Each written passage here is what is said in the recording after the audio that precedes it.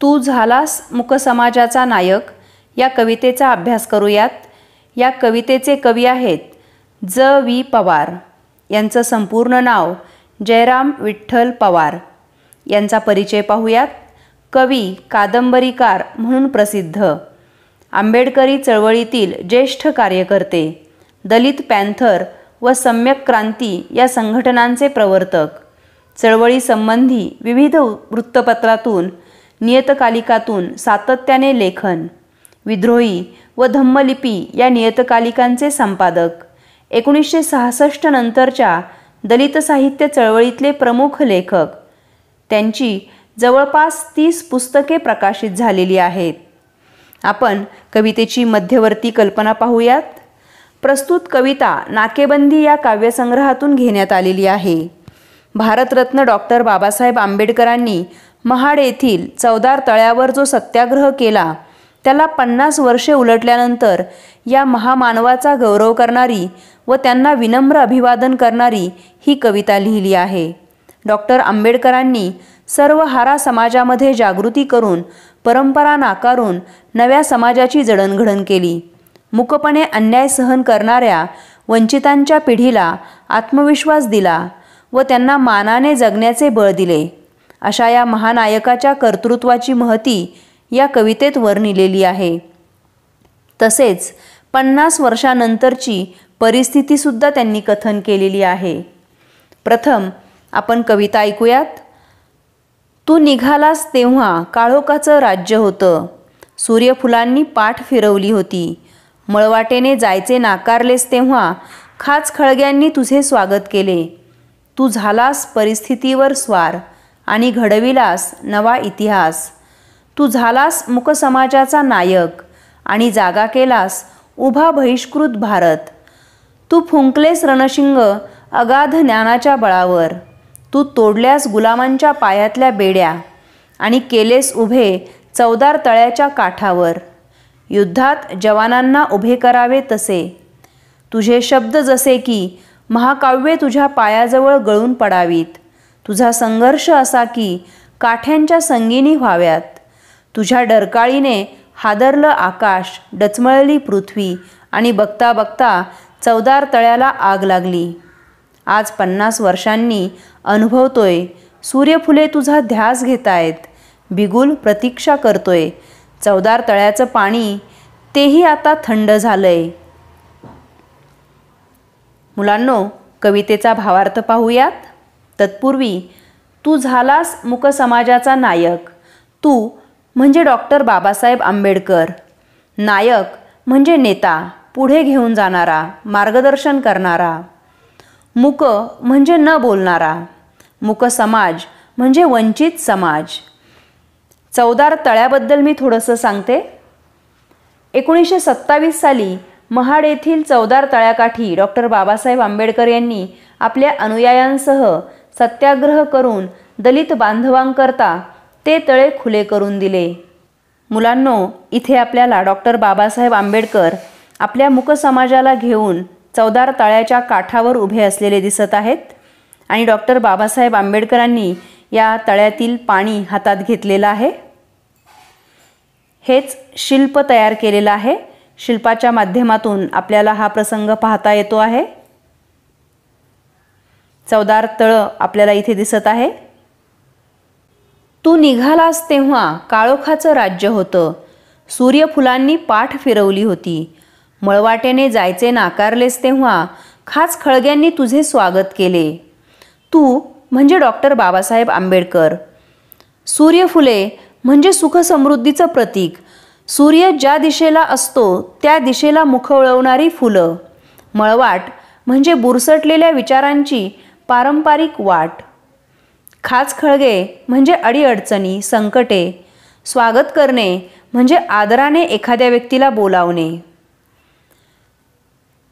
मुलांनो, कवितेमध्ये वर्णव्यवस्थेच्या क्रूर दुष्ट चक्रात खितपत पडलेल्या शोषित व पीडित जनतेमध्ये जागृती आणण्यासाठी व त्यांच्यामध्ये आत्मविश्वास जागवण्यासाठी डॉक्टर बाबासाहेब आंबेडकर यांनी महाड येथे चवदार तळ्याचा संग्राम केला। या घटनेला 50 वर्ष पूर्ण झाल्याच्या निमित्ताने या कवितेत कवींनी महानायकाला अभिवादन केलेलं आहे आणि त्यावेळी कवी म्हणतात की तू म्हणजे डॉक्टर बाबासाहेब आंबेडकर, तू नव्या वाटेवर जायला निघालास तेव्हा तुझ्या आजूबाजूला अंधाराचं साम्राज्य होतं. तेथे अजून सूर्य उगवलाच नव्हता. म्हणजे पीडित शोषित समाज अज्ञानात अंधारातच खितपत पडला होता. त्यांना स्वत्वाची जाणीव कोणी करूनच दिली नव्हती. सूर्यफुलांनी समाजाने पाठ फिरवली होती. तू नेहमीच्याच मळलेल्या वाटेने जाण्यास नकार दिलास. जी काही पारंपरिक बुरसटलेल्या विचारांची वाट होती त्या वाटेने तू जाण्यास नकार दिलास. माणसाला माणूस म्हणून जगण्याचा अधिकार नाकारणाऱ्या सामाजिक रूढी परंपरांना विरोध केलास. तेव्हा प्रतिकूल परिस्थितीला तुला सामोरं जावं लागलं. प्रत्येक वेळी तुला खाचखळग्यांचा, अडीअडचणींचा, संकटांचा सामना करावा लागला. या अडीअडचणींनी, संकटांनी तुझं आदराने जणू काही स्वागतच केलं, पण तू कशालाही घाबरला नाहीस. तू झालास परिस्थितीवर स्वार आणि घडविलास नवा इतिहास. तू झालास मूक समाजाचा नायक आणि जागा केलास उभा बहिष्कृत भारत. परिस्थितीवर स्वार होणे म्हणजे परिस्थितीवर मात करणे. बहिष्कृत म्हणजे वाईट टाकणे आणि बहिष्कृत भारत हा शब्द कवितेत वंचित शोषित बांधवांकरता वापरलेला आहे. परंतु आंबेडकर यांनी बहिष्कृत भारत या नावाच्या वृत्तपत्रातून अस्पृश्यांवरील अन्यायावर टीकेची झोड उठवलेली होती. मूकनायक येथे हा शब्द डॉक्टर बाबासाहेब आंबेडकरांसाठी कवीने वापरलेला आहे. अस्पृश्यता निर्मूलनाचं आपलं कार्य अधिकाधिक लोकांपर्यंत पोहोचावं याकरता डॉक्टर बाबासाहेब आंबेडकरांनी 31 जानेवारी 1920 रोजी मूकनायक नावाचं पाक्षिक काढलेलं होतं. कवी पुढे म्हणतात, अशी बिकट विषम परिस्थिती होती, मात्र या परिस्थितीला तू घाबरला नाहीस. या परिस्थितीचा तू बाऊसुद्धा केला नाहीस, तर तू त्यावरच स्वार झालास. त्या परिस्थितीवर मात केलीस आणि नवा क्रांतिकारी इतिहास घडवलास. कित्येक वर्ष जो समाज मूक बनून वाट्याला आलेले जिने निमूट सहन करत होता, त्यांचा नेता तू बनलास. या डावलल्या गेलेल्या समाजाची जणू तू वाचा बनलास, तू आवाज बनलास. त्यांचं दुःख तू मांडलंस आणि तूच हा बहिष्कृत केला गेलेला, वाळीत टाकला गेलेला समाज जागा केलास. त्यांच्यावर होणाऱ्या अन्यायाची जाणीव तू त्यांना करून दिलीस आणि हे जास्त महत्त्वाचं होतं. पुढील पंक्ती पाहूयात. तू फुंकलेस रणशिंग अगाध ज्ञानाच्या बळावर. तू तोडल्यास गुलामांच्या पायातल्या बेड्या आणि केलेस उभे चवदार तळ्याच्या काठावर. युद्धात जवानांना उभे करावे अगदी तसे. रणशिंग फुंकणे म्हणजे युद्धाला तयार असल्याचा इशारा देणे.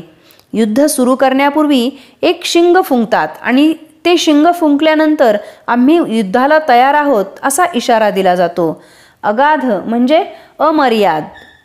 गुलाम म्हणजे दलित समाज. बेड्या म्हणजे साखळ्या.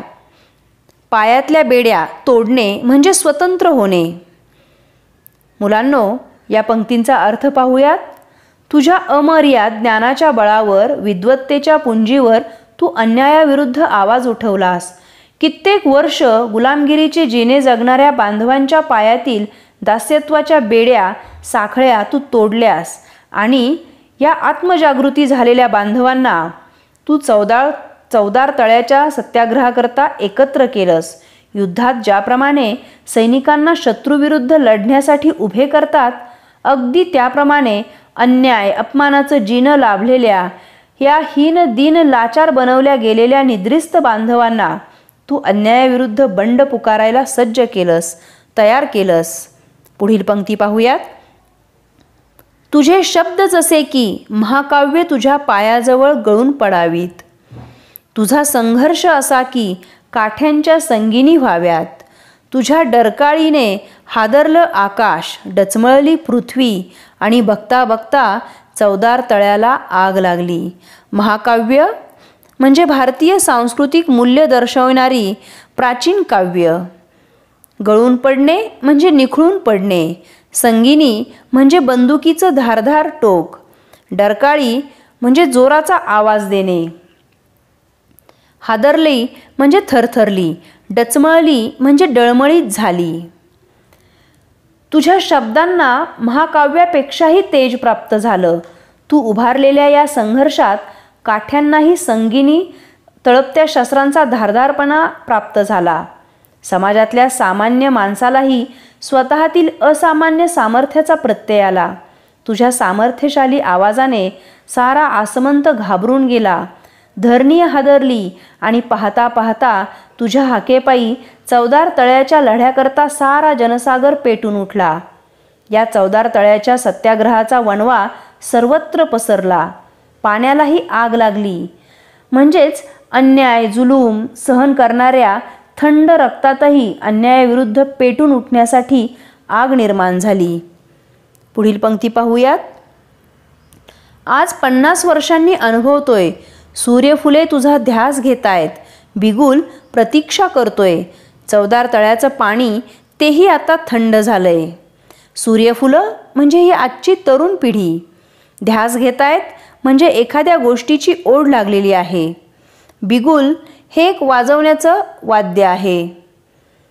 प्रतीक्षा करणे म्हणजे वाट पाहणे.